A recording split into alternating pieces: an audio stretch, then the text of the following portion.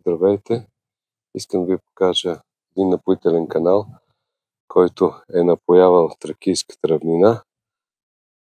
Намирам се в село Калугерово.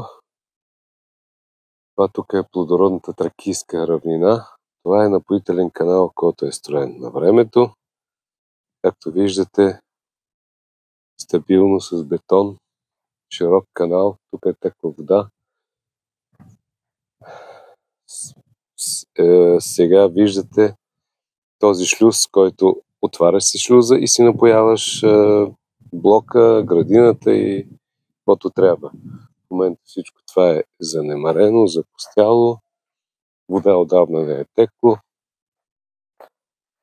има гуми, просто вода няма. Ето тук е направено с стълбички за удобство.